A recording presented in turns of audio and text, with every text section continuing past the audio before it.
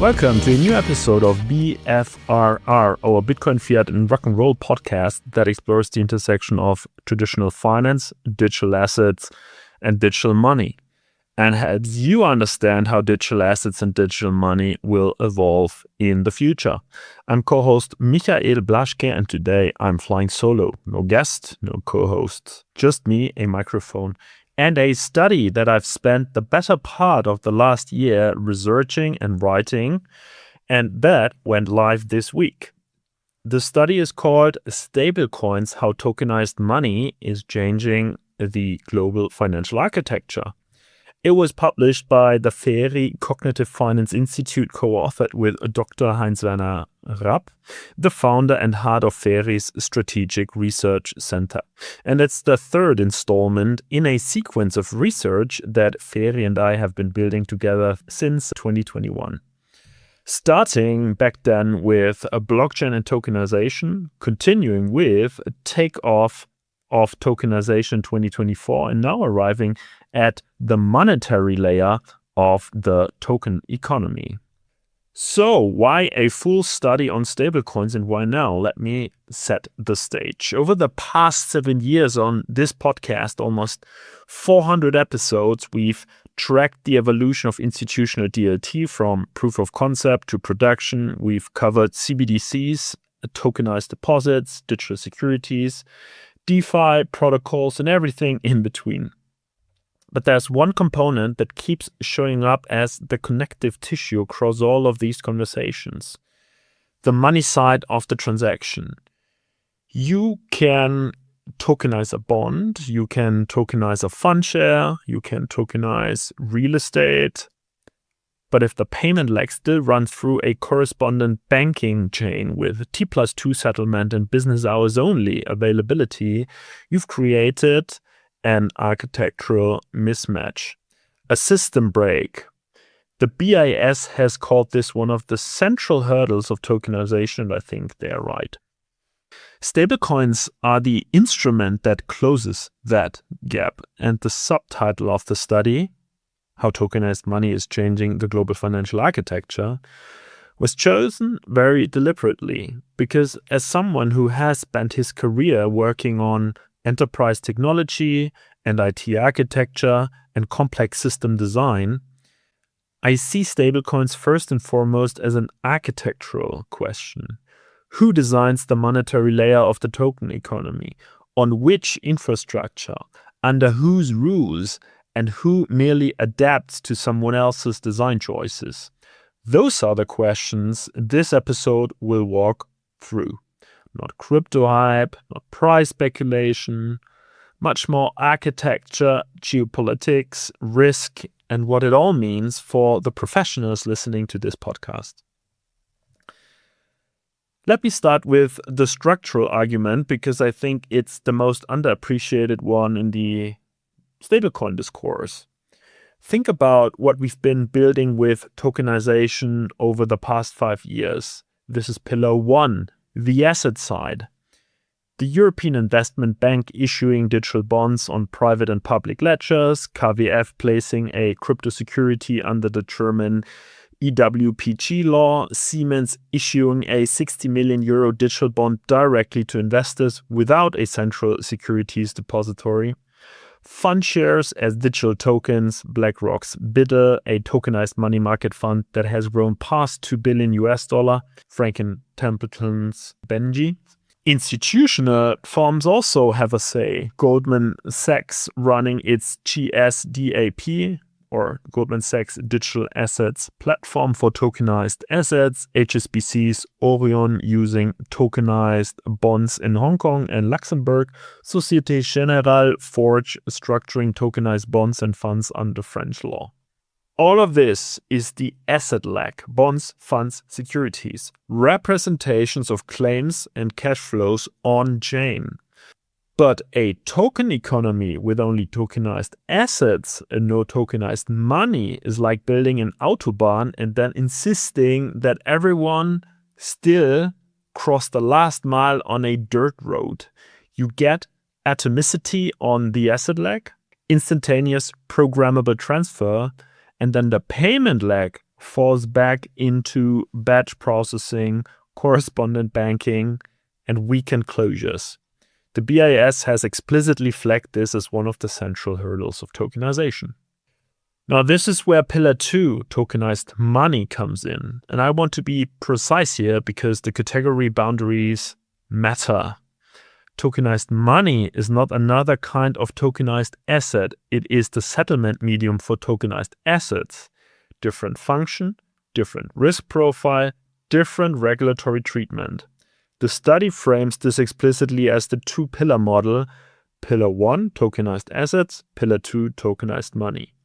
Both rest on a shared foundation of blockchain infrastructure, smart contracts, programmability, 24/7 availability, and what the literature calls atomic settlement, the simultaneous indivisible transfer of asset and payment in a single transaction.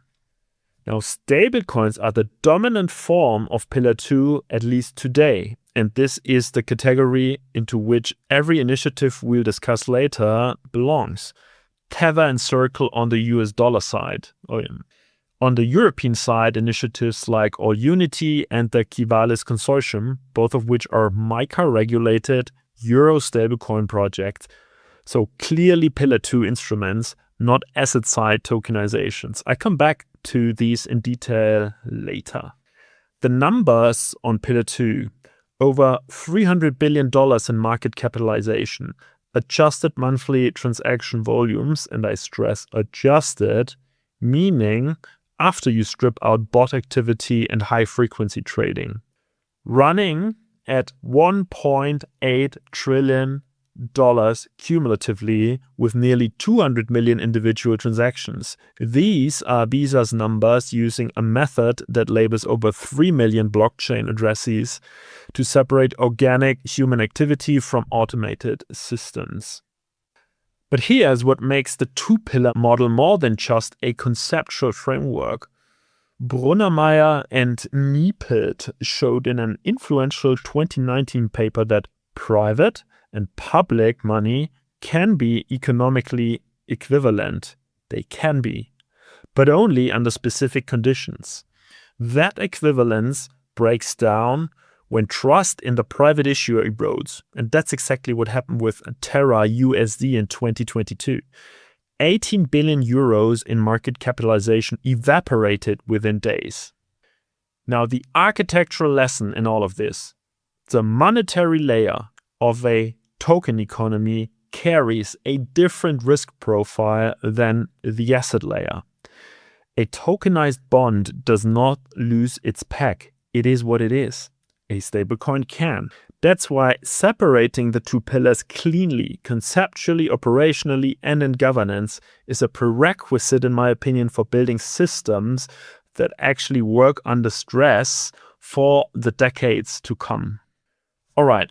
For our listeners who live and breathe this space, bear with me for 2 minutes while I lay out the definitional groundwork, because precision matters and the study is very deliberate about it. A fiat-backed stablecoin is a private blockchain-based unit of value that aims to maintain a stable peg to a reference currency, typically the US dollar, by holding reserves in short-dated government securities, repurchase agreements, and bank deposits. The promise?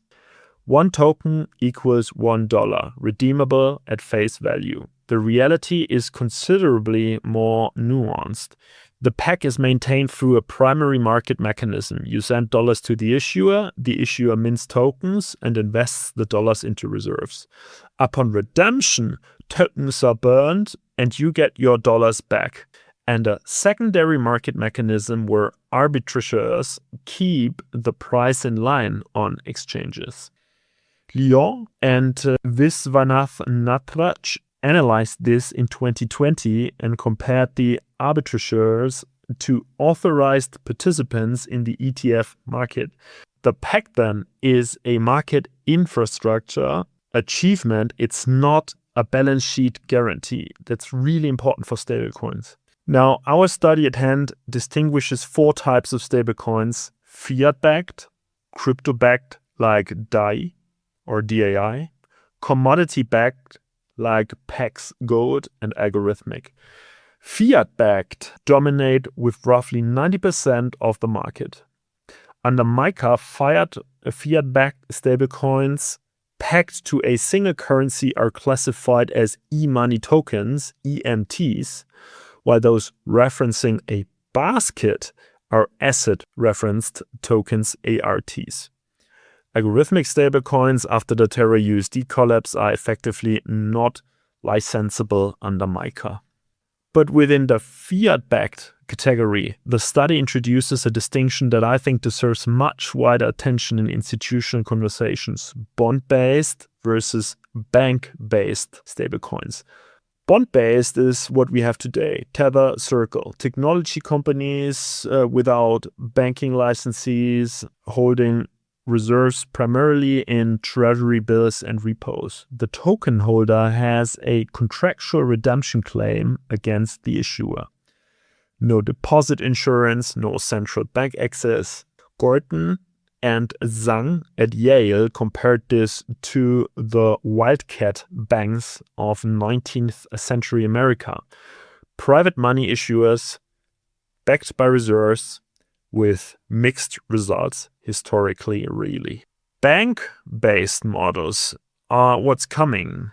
Bank-based stablecoins, deposit tokens, so tokenized bank deposits issued by regulated banks carrying the full weight of existing banking regulation, capital requirements, deposit insurance, central bank access. JP Morgan's Kinexys platform and the Kivalis stablecoin consortium represent this trajectory.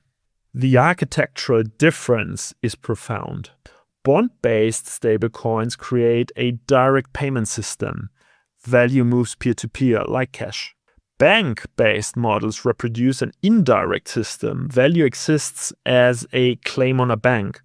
The strategic tension between these two architectures will shape the monetary layer of the token economy for the next decades. And it's a tension that both the Genius Act in the US and MiCAR in Europe are trying to resolve from very different starting points and with very different strategic objectives. Now let's talk numbers about scale, because the quantitative dimension is where stablecoins cross the threshold from interesting technology to by now systemic relevance. The BIS published a working paper earlier this year, Ahmed and Aldasoro, on stablecoins and safe asset prices. And this paper contains what I consider one of the more consequential empirical findings in digital finance in recent years. They showed that stablecoin inflows depress 3-month US Treasury bill yields by 2.5 to 3.5 basis points during periods of tight supply, debt ceiling standoffs, quantitative tightening phases. The effect even amplifies to 5 to 8 basis points. Let that sink in. Private, blockchain-based money instruments issued by companies most people outside our field have never heard of are measurably affecting the price of the safest asset in the world. Stablecoins have entered the monetary policy transmission mechanism. And the BIS documented this, not some crypto-native research shop.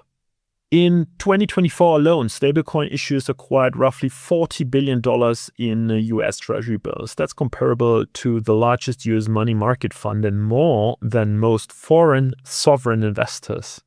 If the stablecoin industry were a country, it would rank among the top 20 holders of US government debt. The overall market capitalization crossed $300 billion, according to DeFi Llama.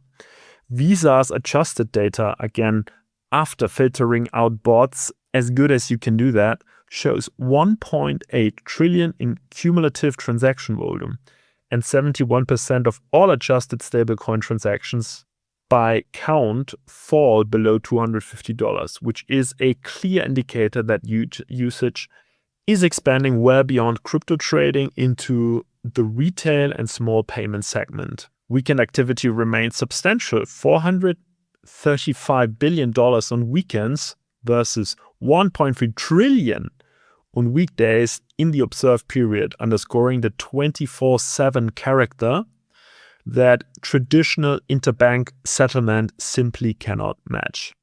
The economics for issuers, by the way, are extraordinary. Over 200 billion in float, earning roughly 4% on reserves, and the holders receive zero interest. The yield stays with the issuer. Tether reported a net profit of $6.2 billion in 2023, for example. That's the economic logic of stablecoins in one sentence.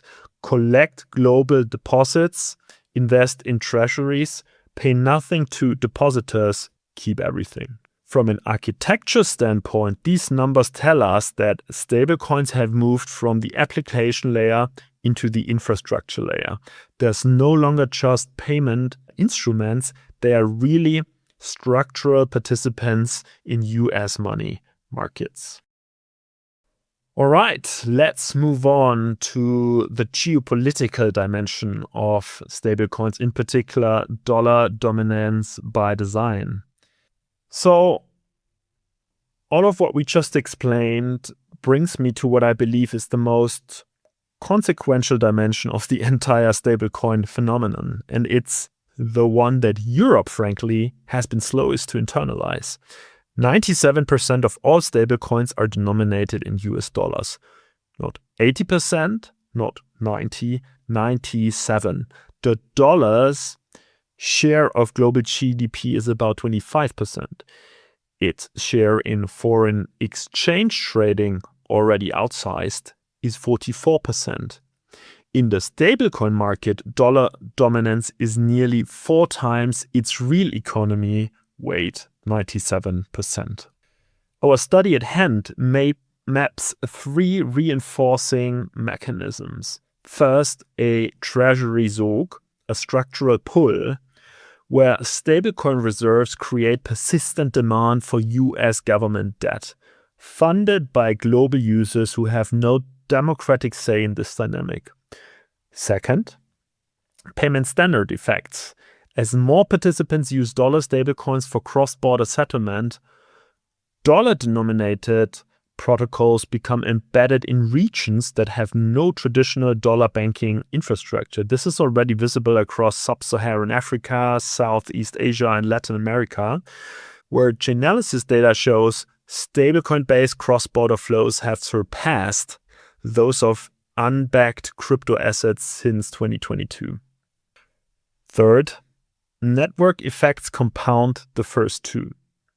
Liquidity just breeds liquidity, and displacing an entrenched standard becomes structurally harder over time. The Trump administration has understood this and acted on it. The Genius Act, the Guiding and Establishing National Innovation for US Stablecoins Act, was signed into law in 2025. It creates a federal licensing framework for private stablecoin issuers, ends the regulatory fragmentation across individual states, and explicitly positions dollar stablecoins as instruments for preserving global dollar hegemony in the digital economy. Let me read you a quote from ECB's Jürgen Scharf, who advises on market infrastructure and payments. Quote, stablecoins are reshaping global finance with the US dollar at the helm. Without a strategic response, European monetary sovereignty and financial stability could erode. End of quote.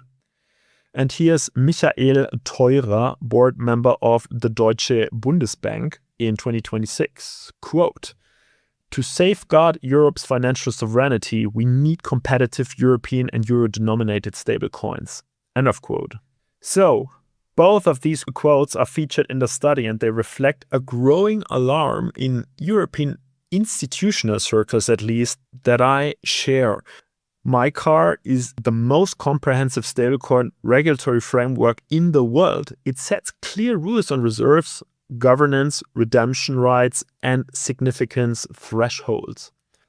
But regulatory rigor by itself does not generate network effects, and network effects are what determine which monetary layer becomes the global default.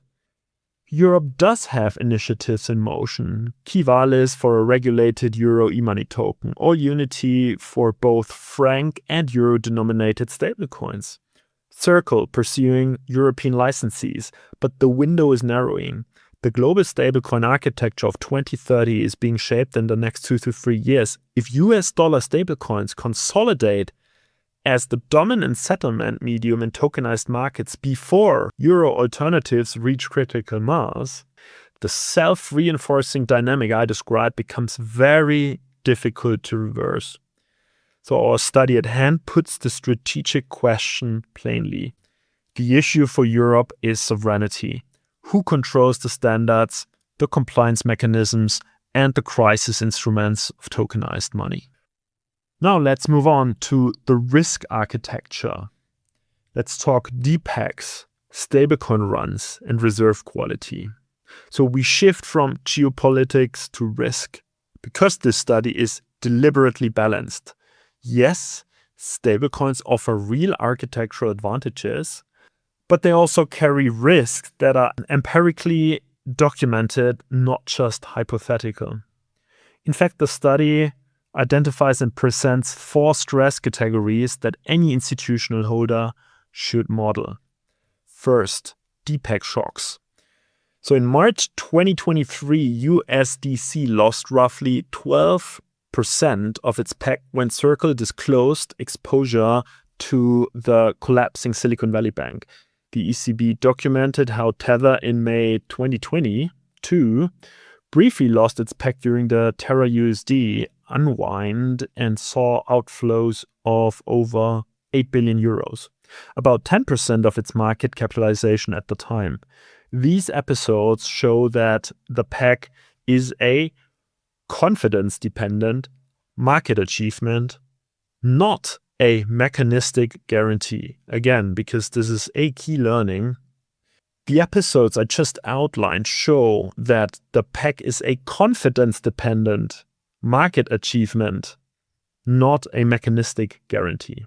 Second, there are reserve shocks. Circle holds roughly 82% of its reserves in treasury and overnight repos, with a weighted average maturity of about 14 days according to the BIS. Tether reports around 75% in treasuries and repos, but also holds Bitcoin and gold positions.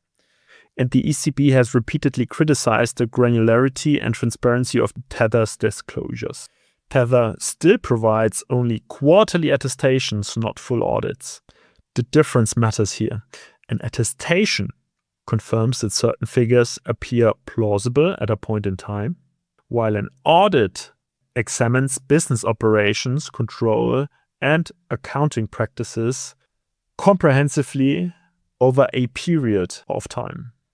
Then, another stress category is intermediary shocks. Most stablecoin trading happens on centralized exchanges, not on-chain.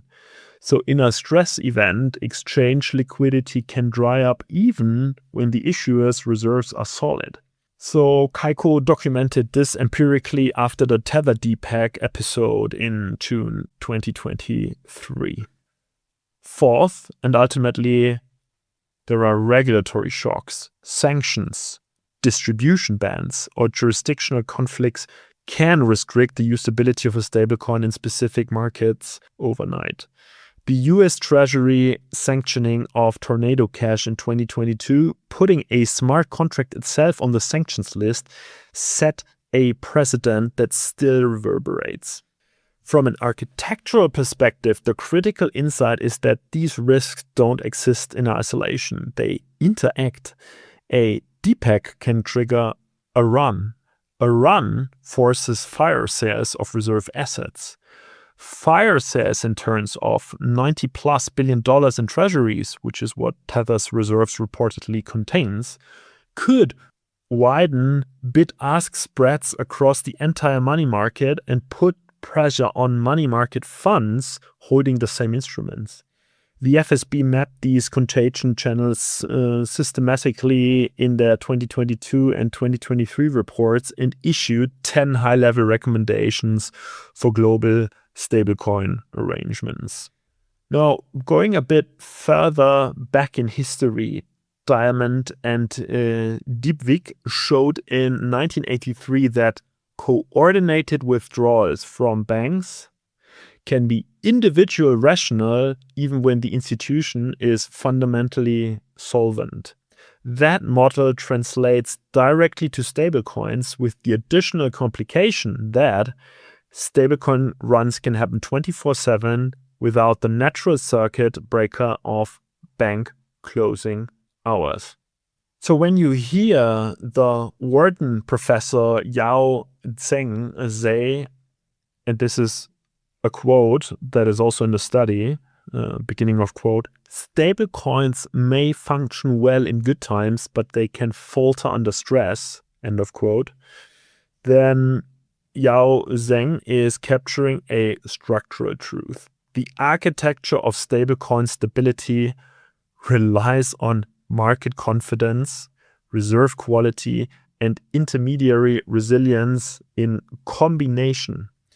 Weaken any one lack of these and the entire structure becomes at least vulnerable. Then, in our study at hand, there is also a section on the agentic AI intersection. And let me now address this very dimension that I expect will generate more, if not most, discussion in the coming month, the intersection of agentic AI and stablecoins. The headline number here really is Visa's data shows that roughly 79% of gross stablecoin transaction volume comes from automated systems. So I'm really thinking here of bots, high-frequency algorithms, intra-exchange transfers, internal smart contract operations. Only about 20% after cleaning represent organic human activity. The stablecoin market is already overwhelmingly machine-driven. Now, not all of this, of course, is agentic AI in the strict sense. A simple arbitrage bot following if-then rules is different from an adaptive AI agent that plans dynamically, shifts strategies and coordinates across multiple platforms autonomously. But the trajectory is clear. As agentic AI systems proliferate, treasury optimization agents, supply chain payment agents, cross-border settlement agents, they need programmable, 24/7 available, machine-readable money. Traditional bank transfers don't work for an agent operating at 3 in the morning on a Saturday. Stablecoins on public blockchains do. Our study outlines 3 concrete use cases where this convergence is already visible or imminent. 1. Dynamic treasury optimization across multiple stablecoins, tokenized money market funds, and bank deposits. An AI agent monitoring overnight yields and automatically rebalancing positions in real time. The second use case would be supply chain payments triggered by verifiable on-chain events. An IoT sensor confirms goods arrival, a GPS signal documents a border crossing, and a smart contract releases the stablecoin payment, all without manual approval. And 3, early warning systems that monitor peg deviations, outflow patterns, and reserve concentration shifts in real time, automatically triggering rebalancing when a threshold is breached. But, and this is where the architecture's perspective becomes critical, each of these use cases also introduces new risk channels. If many agents process similar signals and execute similar strategies simultaneously, you get pro-cyclical feedback loops. An early warning agent that detects a peg deviation and triggers a large rebalancing can itself amplify the very peg pressure it was designed to mitigate. That's a classic run dynamic, but at machine speed. The governance implications are serious. The study proposes 4 elements for any institution deploying agentic systems in stablecoin processes. limit frameworks that cap exposure per algorithm. Second, kill switches that allow human override at any time. Third, immutable audit trails that log every decision with timestamps and parameters. And fourth, clear accountability chains that assign liability to a named individual at board level. This belongs on the agenda of the C-suite, not the IT department. All right, enough about agentic systems and back to the geopolitical dimension, more so the European playbook. So what does all of this mean for Europe specifically now? And I'm asking this question because it is our podcast BFRR mission to bring Europe's perspective to the world. And I want to address this head on because bringing Europe's perspective to the world is simply what this podcast exists to do. Europe has done something remarkable with MiCAR. It created the world's most comprehensive regulatory framework for stablecoins. Clear categories, reserve requirements, governance obligations, redemption rights, significance thresholds, with escalation to the European Banking Authority, although the significance thresholds are still majorly under debate. No other jurisdiction has gone this far, but there's a tension the study highlights. MiCAR was designed primarily for consumer protection and financial stability. The Genius Act, in turn, was designed for those things too, but also explicitly for strategic promotion of dollar dominance. Europe regulates, America promotes. Again, Europe regulates, America promotes. And both are valid policy choices, but they produce very different market dynamics. The All-Unity case study in our study here at hand illustrates a fascinating wrinkle. When the Swiss financial regulator FINMA introduced surprisingly strict AML requirements for stablecoins in 2024, it created a market gap for a Swiss franc stablecoin issued from outside Switzerland. All-Unity, operating under BaFin supervision and the EU law, filled that gap. Regulatory asymmetry in this case worked in Europe's favor. A German-licensed consortium tokenized the Swiss franc from the EU. That's a powerful proof point for what MiCAR can enable. Kivalis represents the next frontier, a consortium of major European banks issuing a MiCAR-regulated Euro e-money token. If that succeeds at scale, it could be the nucleus of a European stablecoin ecosystem with real institutional depth. But, and I want to be candid here, time is the one critical variable. Our assessment is clear. The global stablecoin architecture of 2030, as I said, will be shaped now. In the next 2 to 3 years, it's happening now. Whether euro-denominated stablecoins can build sufficient network effects to represent a genuine alternative to dollar dominance depends on 2 factors: the speed of MiCAR implementation and the willingness of European banks and financial intermediaries to actually deploy tokenized euro payment instruments at scale. The Genius Act has put Europe under pressure. The response needs to be strategic and coordinated, and it needs to happen now. All right, let's now move on to the very practitioners and their framework. Let me close the substantive part of this recording with something concrete. A framework for any professional in the institutional DLT industry listening who needs to figure out what stablecoins mean for their organization. In our study, we identify 3 dimensions of relevance for institutional market participants. Stablecoins as infrastructure component.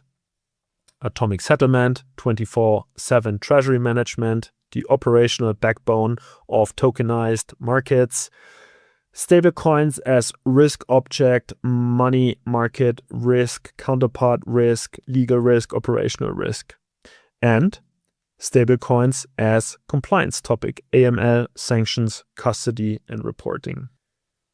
From those three dimensions, the study then derives governance requirements at three levels. At the policy level, decision on permissibility, exposure limits, approved token lists, counterparty lists, and position gaps. Then at the process level, onboarding, custody, transaction approvals, reconciliation, reporting, and incident management. And ultimately at the risk level, stress tests, scenario analyses, recovery and exit plans, and continuous monitoring. The study includes a due diligence checklist that I'd recommend any treasury, risk management, or compliance team put on their desk. It covers legal redemption claims and conditions, reserve quality and composition, audit versus attestation frequency, custody and wallet models, intermediary risk, regulatory classification under MiCAR, and stress test scenarios across those four shock categories I described earlier. The overarching message: passive observation of stablecoins has stopped being a viable institutional strategy. Again, it's important. Our overarching message: passive observation of stablecoins has stopped being a viable institutional strategy. The question is not whether stablecoins partly or completely reshape the financial system. The question is under which conditions, and whether your organization is at the table where those conditions are defined or sitting in the waiting room. All right, let me pull the threads together. Let me summarize. The study makes 5 core arguments, and I want to leave you with each of them clearly. 1. The token economy requires 2 pillars: tokenized assets and tokenized money. Stablecoins at the moment fill the monetary pillar. Without them, the efficiency promises of tokenized markets remain architecturally incomplete. 2. The quantitative scale has crossed the threshold of systemic relevance. Over 300 billion in market capitalization, trillions in transaction volume, and empirically measurable effects on US Treasury yields. The BIS, the ECB, the IMF, and the FSB all treat stablecoins as a first-order policy issue now. 3. The geopolitical dimension may be the most consequential. 97% dollar denomination, structural treasury demand, self-reinforcing network effects. The United States is actively leveraging stablecoins as instruments to continued dollar hegemony. Europe has the strongest regulatory framework but lacks the network effects and speed to match. 4. The risk architecture is real and documented. Depacked events, run dynamics, reserve fire sales, intermediary failures. These are empirical facts from Terra USD, USDC during Silicon Valley Bank, and Tether's repeated PEG episodes. A stablecoin is only as stable as the trust in its issuer and the quality of its reserves. 5. The convergence of agentic AI and stablecoins will accelerate the entire dynamic. Machine-driven transaction volumes already dominate. As AI agents increasingly trigger payments, the demand for programmable, always-on digital money will grow structurally, along with the governance challenges that come with autonomous systems operating at machine speed in 24/7 markets. The study's final line, which I wrote together with my esteemed co-author, Dr. Heinz-Werner Rapp, captures the strategic imperative. The first step is not a decision for or against stablecoins. The first step is a structured understanding of what they are, what they enable, and what they demand. The full study is available through the FERI Cognitive Finance Institute. The short version is for free. For the complete analysis, reach out to info@feri-institute.de. The link is in the show notes. Thanks for listening to Bitcoin, Fiat, and Rock and Roll today and for making it until the end of this demanding episode. Thanks for the co-hosts throughout the year and all the excellent guests for their takes and insights in all of our episodes. If you enjoy the podcast, please recommend and rate us. That helps us the most. Connect with us on YouTube, LinkedIn, and our expert community on Telegram, both in German and English. For details, consult the show notes. And do visit our website for detailed analysis and detailed show notes. Now, make sure to subscribe to Bitcoin, Fiat, and Rock and Roll wherever you get your podcasts, and join us next week when we'll be exploring another critical development in the evolution of digital finance. Until then, this is Bitcoin, Fiat, and Rock and Roll, bringing Europe's perspective on institutional DLT to the world. The views expressed are solely the personal opinions of the hosts and are provided for informational purposes only. This podcast does not offer financial or investment advice. Always conduct your own research and make well-informed decisions before investing. Please be aware that the hosts and guests may hold cryptocurrencies or digital assets discussed in this episode.